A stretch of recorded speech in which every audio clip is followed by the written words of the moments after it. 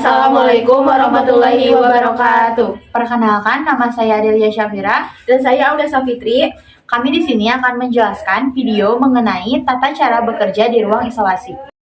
Sebelum lanjut ke videonya, kita akan membahas terlebih dahulu apa sih itu ruang isolasi. Ruang isolasi merupakan ruangan yang didesain khusus untuk menangani pasien dengan penyakit infeksi agar terpisah dari pasien yang lain. Tujuan adanya ruang isolasi di rumah sakit adalah untuk mengendalikan penyebaran penyakit menular yang bisa mewabah. Mengingat ruangan isolasi di rumah sakit adalah ruangan khusus, orang-orang yang bisa masuk ke ruangan ini juga sangat terbatas. Prosedur masuknya pun tidak sembarangan dan harus ditaati oleh perawat, dokter, petugas rumah sakit, maupun anggota keluarga pasien. Selanjutnya, apa fungsi dari ruang isolasi? Secara umum, fungsi utama ruang isolasi adalah mencegah penularan penyakit ke orang lain dan meminimalkan risiko infeksi nosokomia. Ruang isolasi terbagi dalam dua jenis, yaitu ruangan yang menggunakan tekanan udara negatif dan tekanan udara yang positif. Ruang isolasi yang menggunakan tekanan udara negatif digunakan untuk pasien infeksi yang penularannya bisa terjadi lewat udara. Dengan tekanan negatif ini, udara dari dalam ruang isolasi yang mungkin mengandung kuman penyebab infeksi tidak keluar dan mengkontaminasi udara luar. Sebaliknya, ruangan isolasi yang menggunakan tekanan udara positif digunakan untuk pasien yang rentan mengalami infeksi. Tekanan udara positif didapatkan dari udara bersih yang telah disaring dan dibersihkan, kemudian dipompa ke dalam ruangan terus-menerus. Hal ini membuat udara yang membuat ke ruangan isolasi tetap steril. Kondisi yang memerlukan ruangan isolasi, berikut ini ada beberapa penyakit yang dapat direkomendasikan untuk dirawat dalam ruang isolasi. Yang pertama ada SARS, MERS, COVID-19, difteri, kolera, tuberkulosis, infeksi organisme yang resisten terhadap beragam obat, cacar air, HIV/AIDS. Selanjutnya, kami akan menampilkan video mengenai tata cara pemakaian alat pelindung diri di ruang isolasi. Langkah-langkah memasang alat pelindung diri atau APD dilakukan di area bersih di titik masuk ruang isolasi. Pastikan di bawah arahan petugas terlatih atau rekan kerja.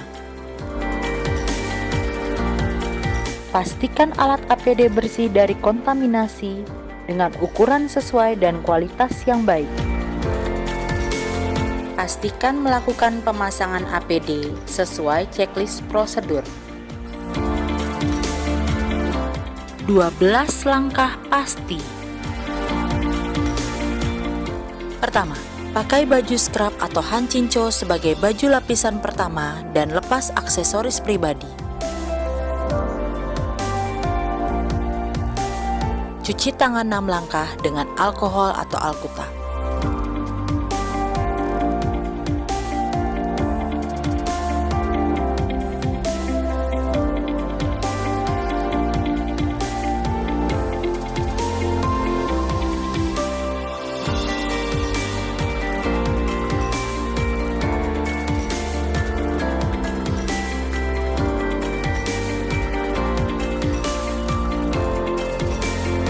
Tiga, memakai masker N95 untuk pelindung terhadap kontaminasi droplet dan aerosol.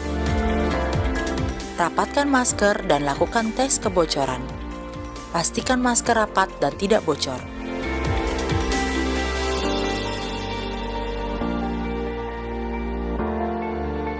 Empat, memakai surgical cap sebagai pelindung kepala dan rambut.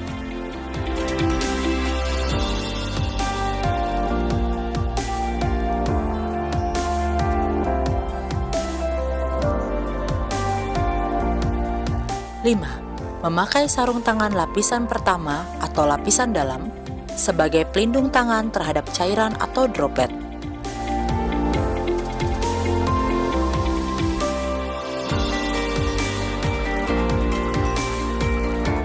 6. Memakai coverall gown sebagai pelindung tubuh dan leher terhadap droplet atau cairan infeksius.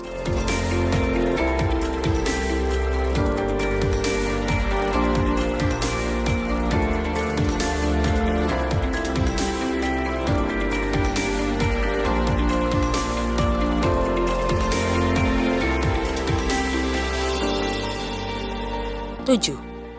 Memakai sepatu bot tahan air sebagai pelindung kaki.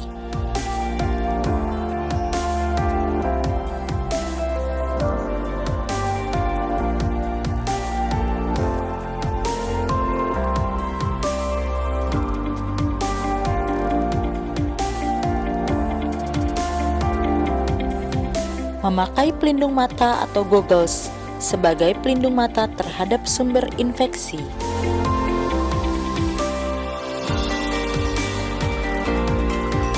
9. Menutup pelindung kepala coverall. Pastikan kepala, leher, dan telinga tertutup rapat-rapat. Untuk perlindungan tambahan terhadap kontak, droplet aerosolisasi dapat ditambahkan apron.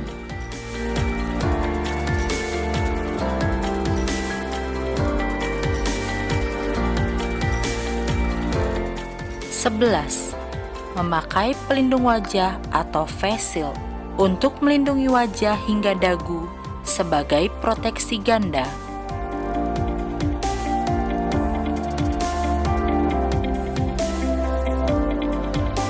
12. Memakai sarung tangan kedua sebagai proteksi ganda pelindung tangan.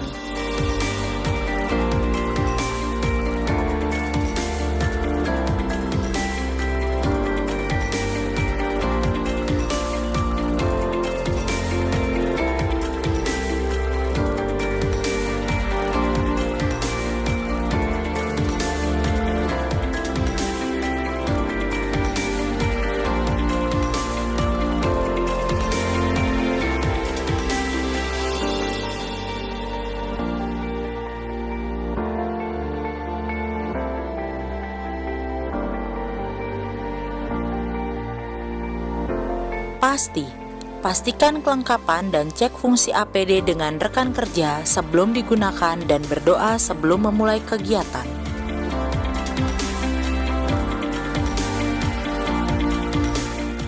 Pastikan sarung tangan luar harus diganti antar pasien dan sebelum keluar ruang isolasi. Begitulah video level 3 yang dapat kita tampilkan. Dikarenakan durasi tidak cukup untuk menampilkan durasi dari level 1 sampai dengan 3, maka untuk level 1 dan 2 akan kami jelaskan tentang alat dan bahan apa yang diperlukan pada saat level 1 dan 2. Selanjutnya ada level 1, dapat digunakan oleh petugas kesehatan di ruang triase dan ruang poli umum. Adapun APD yang digunakan yaitu hand scrub, hand spoon, dan penutup kepala. Yang selanjutnya level 2 dapat digunakan oleh petugas kesehatan di ruang demam, pemeriksaan radiologi, dan pemeriksaan spesimen non-respiratori.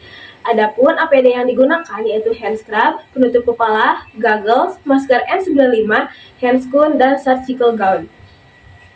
Sekian video dan pembahasan yang dapat disampaikan. Kurang lebihnya mohon dimaafkan. Semoga bermanfaat. Sekian, terima kasih. Wassalamualaikum warahmatullahi wabarakatuh.